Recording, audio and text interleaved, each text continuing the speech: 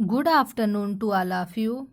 आज हम लोग पढ़ेंगे फिजिक्स का अगला लेसन जिसका नाम है बल तथा गति के नियम, force and laws of motion.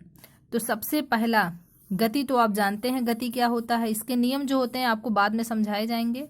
लेकिन सबसे पहला टॉपिक जो पढ़ना है इस चैप्टर में, हमको क्या पढ़ना है, बल। आपका बल होता क्या है। तो देखिए यहाँ पे क्या था, एक वस्तु रखा है। अब समझिए ये स्थिर था, हम आए अचानक से इस पे क्या किए, धक्का दिए। तो जो ये धक्का दे रहे हैं वस्तु पे, धक्का देने से क्या हुआ, ये आगे बढ़ी, इसके स्थिति में परिवर्तन हुआ। तो यह धक्का ही हमारा क्या हुआ, बल हुआ। ठीक है, ऐसे यहाँ समझिए ये बंद था, इसको हम क्या किए, आगे के साइड खींच के इसको हम खोले। तो ये जो खिंचाव पड़ा इस पे, वही हमारा क्या है, बल है। तो इसका डिफिनेशन क्या हो जाएगा कि बल आपका एक बाह्य कारक है जो किसी वस्तु की विराम अथवा एक समान गति की अवस्था को परिवर्तित करता है अथवा करने का प्रयत्न करता है।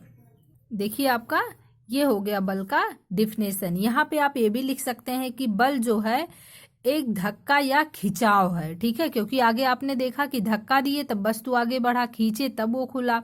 तो यहाँ पे आप ये भी बोल सकते हैं कि बल एक प्रकार का धक्का या खिंचाव है जो किसी वस्तु की अवस्था में परिवर्तन करने का गुण रखता है या करता है। तो देखिए अब बल की बात आती है कि बल आपकी कैसी राशि है। तो बल जो है आपकी सदिश राशि है, क्योंकि इसमें दिशा भी होता है। उसके साथ साथ हम ये भी बताते हैं कि कितने न्यूटन का बल लग रहा है। तो आपका दिशा और न्यूटन मतलब कितने न्यूटन का बल है, इसका परिमाण दोनों होता है, इसलिए ये सदिश राशि है। अब बात आती है इसके मात्रक की। तो इसके एसआई मात्रक जो होता है बल का, वो न्यूटन होता है। ठीक है, अब आपका अगला जो आएगा कि किसी वस्तु पे जब हम बल लगाते हैं तो उसके क्या क्या इफेक्ट हो सकते हैं। तो देखिए ये आपका कुछ पॉइंट है, इस पॉइंट को हम इस एग्जाम्पल के थ्रू समझाएंगे। मानिए कोई वस्तु है जो इस दिशा में क्या है, गति कर रही है, गतिशील है। फिर हम कहीं इधर से आते हैं, इस पे और बल लगा देते हैं, मतलब इसको और धक्का दे दिए। तो क्या होगा, इसी दिशा में तो आगे बढ़ेगी, इसके चाल में फिर वृद्धि हो जाएगी। ऐसे ही मानिए कि वस्तु ये है, ये इसी दिशा में मतलब गतिशील है, लेकिन हम इधर से आए और इस पे ऐसे बल लगा दिए, इसको इस दिशा में कर दिए। तो क्या होगा, ये इस दिशा में आगे तो बढ़ेगी, लेकिन क्या होगा, इसके चाल में कमी आ जाएगी, मतलब वस्तु धीरे धीरे चलने लगेगी। लेकिन अगर देखिए हम लगातार इस पे बल लगाते रहें तो एक समय ऐसा आएगा कि जब ये क्या होगा, रुक जाएगा। ऐसे ही समझिए यहाँ पे क्या है कि वस्तु है इसी दिशा में वो गति कर रही है। फिर हम कहीं से आए और इस डायरेक्शन में इस पे बल लगा दिए। तो बल लगाए तो क्या होगा, इसका दिशा परिवर्तित हो जाएगा। तो बल के क्या क्या इफेक्ट होते हैं, बल से किसी वस्तु पर बल लगाकर उसके चाल को बढ़ाया या घटाया जा सकता है। फिर बल लगा के उस वस्तु की दिशा को परिवर्तन किया जा सकता है। अब आपका जो आता है बल होते हैं वो टू टाइप्स के होते हैं। पहला संतुलित बल, दूसरा जो होता है असंतुलित बल। देखिए आपका संतुलित बल क्या होता है, इसको समझिए। तो इसका डिफिनेशन जो हो जाएगा, जब किसी वस्तु पर लगने वाले सभी बलों का परिणामी बल शून्य हो तो इन्हें संतुलित बल कहते हैं। अतः यदि किसी वस्तु पर कुछ संतुलित बल कार्य कर रहे हों तो वस्तु की विरामा अथवा गति की अवस्था परिवर्तित नहीं होती है, जैसे रस्सी को दोनों तरफ से खींचना, झूला, तराजू आदि। अब ये सब तो लिखा है, लेकिन इसको समझेंगे हम एक एग्जाम्पल के थ्रू कि कैसे ये होगा। ये मानिए कि कोई टेबल है, इस पे हम कोई वस्तु रख दिए ऐसे। ठीक है, ये वस्तु आपका रख गया। अब इस पे हम बल लगाना है कितने, 10 न्यूटन का, और इधर से भी हम क्या किए, इस दिशा में 10 न्यूटन का बल लगा दिए।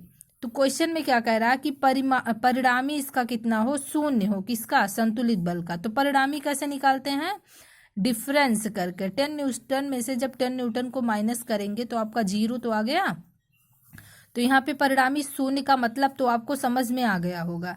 लेकिन जो कह रहा है कि संतुलित बल कार्य कर रहे हो तो वस्तु की विराम अथवा गति की अवस्था परिवर्तित नहीं होती है। अब इसको समझना है कैसे है, ये है वस्तु क्या है, यहाँ पे विरामावस्था में है।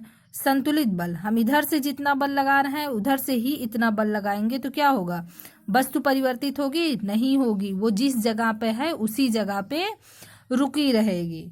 तो अगर वस्तु की अवस्था को मतलब वो विराम से उसको गतिशील बनाना है तो वहां पे हमें संतुलित बल नहीं, असंतुलित बल कार्य करना पड़ेगा। लेकिन अगर हमको उसके आकृति में परिवर्तन करवाना है तो वहां पे संतुलित बल लगाएंगे। अब देखिए संतुलित बल लगाने से आपके क्या क्या इफेक्ट हो सकते हैं किसी वस्तु पर। ये समझिए कि आपका एक बैलून हो गया यहाँ पे, फिर हम क्या करते हैं, इधर से भी बल लगाए, इधर से भी बल लगाए, दोनों साइड से। देखिए आप कभी बैलून लेके फिर दोनों अपने हाथों से बराबर बराबर दाब दीजिएगा। ये नहीं कि एक हाथ से ज्यादा एक हाथ से कम, दोनों हाथ से आप बराबर दाब दीजिएगा। तो आप देखेंगे कि इसकी लंबाई में ऐसे चेंजिंग आ जाएगा, इसका आकार कुछ भी और बन जाएगा। ठीक है, ऐसे ही अगर कोई स्प्रिंग है, ये आपका स्प्रिंग है, ठीक है, ऐसे है, अगर हम दोनों साइड से इक्वल बल लगा के इसको खींचते हैं तो इसकी आकृति क्या होती, बढ़ जाती है, लंबाई में इसकी वृद्धि हो जाती है। यहाँ पे इसके आकृति में चेंज हुआ, यहाँ पे इसके लंबाई में वृद्धि हो गया। तो यहाँ आपने देखा कि संतुलित बलों के क्या क्या इफेक्ट आपके हो सकते हैं। अब आइए पढ़ेंगे अगला जो होता है असंतुलित बल। संतुलित बल का ही उल्टा होता है असंतुलित बल। इसमें क्या होता है, इसमें भी वही एग्जाम्पल हम लेंगे जिसको आप समझे हैं। ठीक है, तो यहाँ पे मानते हैं वस्तु इस टेबल पे रखी है, फिर उसके बाद क्या है, इस पे हम बल लगाएं, यहाँ से 10 न्यूटन का बल लगाए, इधर से हम क्या किए 5 न्यूटन का बल लगाएं। अब देखिए संतुलित बल में आपका था कि परिणामी शून्य हो, लेकिन असंतुलित बल में परिणामी शून्य ना हो। तो इसका मतलब यही हुआ कि दोनों साइड से जो हम फोर्स लगाएंगे वो इक्वल नहीं होगा। यहाँ पे अगर हम निकालें इसका डिफरेंस तो आपका कितना आ जाएगा, 5 न्यूटन ही आ जाएगा। तो यहाँ पे शून्य आया, नहीं आया। देखिए और दूसरा लाइन जो कह रहा, असंतुलित बल लगने से वस्तु की विराम अथवा एक समान गति की अवस्था में परिवर्तन होता है। अगर इस वस्तु को हमको आगे बढ़ाना है तो इसके दोनों साइड से बल क्या होंगे, अलग अलग होंगे ना। अगर हम क्या करेंगे, बल आगे दोनों साइड से इक्वल बल लगाएंगे तब तो ये स्थिर रहेगी, लेकिन अगर इधर से हम ज्यादा बल लगा के इस वस्तु को खींचते हैं तो वस्तु आगे बढ़ेगी। तो वही कह रहा है कि जब वस्तु को हमें स्थिर से क्या करना है, गतिशील बनाना है, तो वहां पे असंतुलित बल कार्य करता है। अब आप जो नेक्स्ट टॉपिक पढ़ेंगे वो आपका क्या होगा, जड़त्व।